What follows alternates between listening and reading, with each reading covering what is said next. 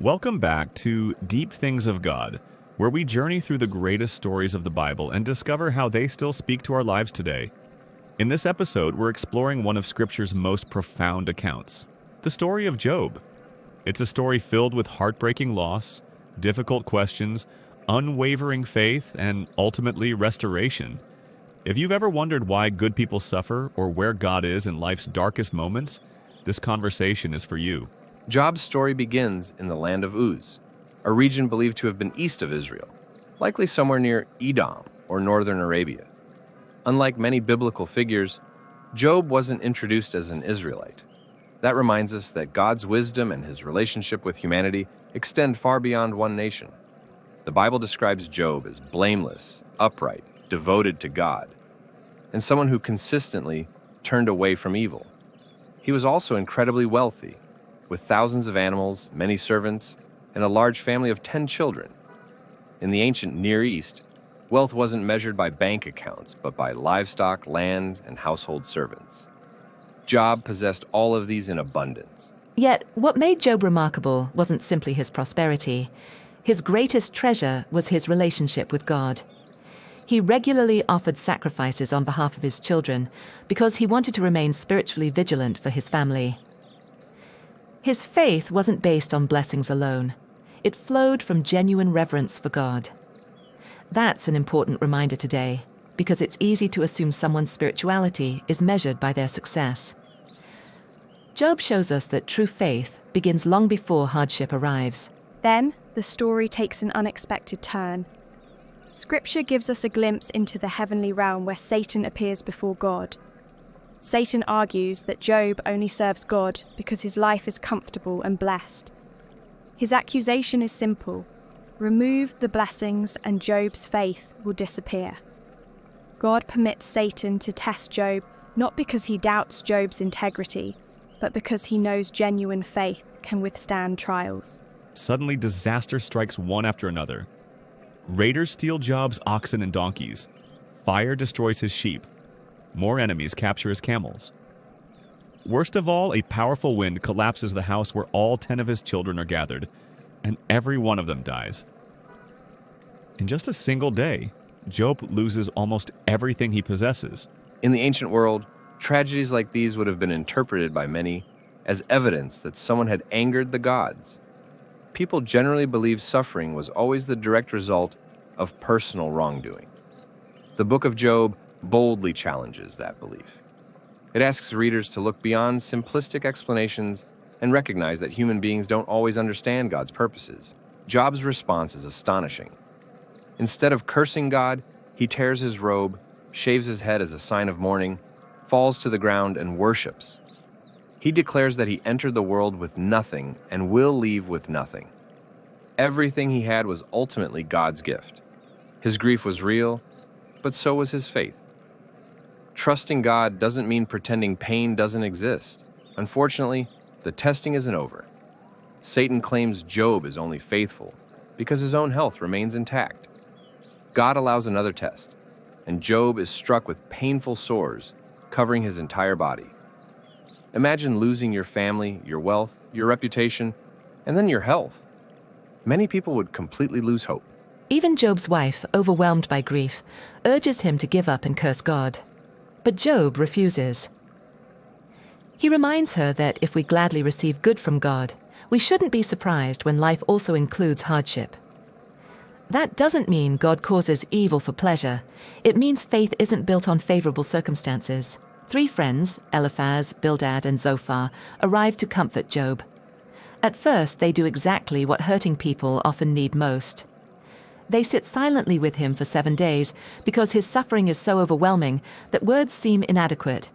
Ironically, their greatest ministry happens before they begin speaking. Once they start talking, however, the conversation changes.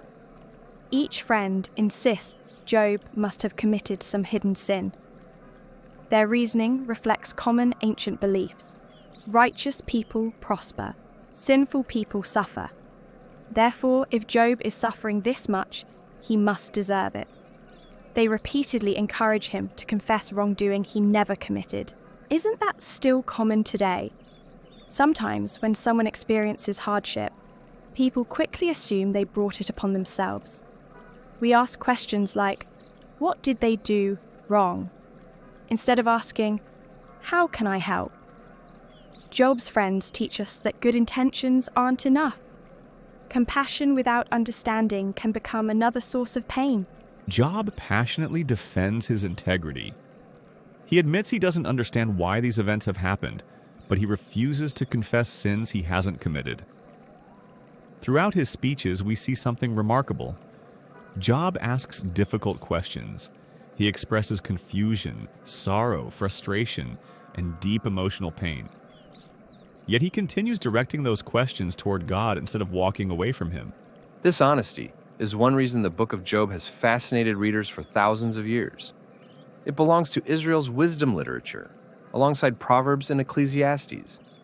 Rather than offering easy answers, it invites believers to wrestle with life's deepest mysteries. Ancient cultures often sought simple explanations for suffering, but Job reveals that God's wisdom is far greater than human understanding. Eventually, after everyone has spoken, God answers Job, not with a detailed explanation, but through a series of questions. Speaking from a mighty whirlwind, God asks Job where he was when the foundations of the earth were laid, who commands the seas, who directs the stars, and who cares for every creature.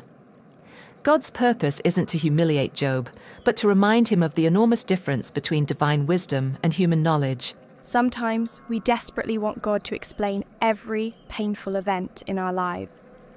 Instead, he often invites us to trust his character, even when we can't fully understand his plan.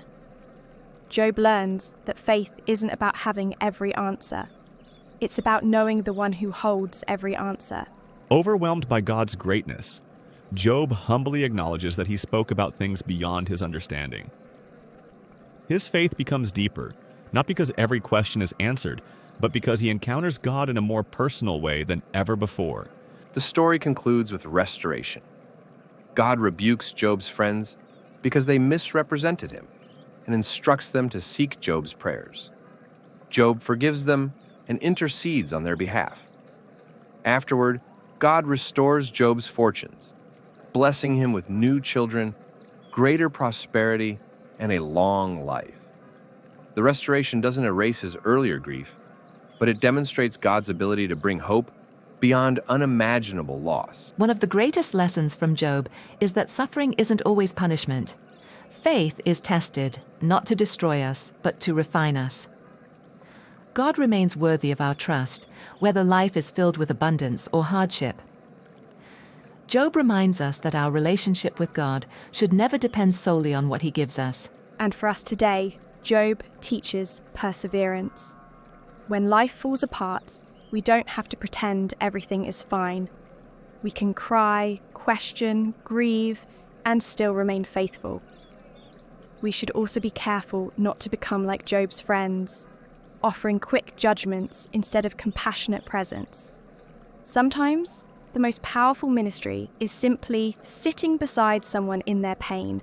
The story of Job continues to encourage believers around the world because it reminds us that our trials are never the final chapter. God's wisdom is greater than our understanding, His presence is stronger than our pain, and His faithfulness remains constant even when circumstances change. Thank you for joining us on Deep Things of God. If this conversation encouraged you, share, comment, and subscribe with someone who may be walking through a difficult season. Until next time, keep seeking God, keep trusting His promises, and remember that even in the darkest moments, faith still echoes.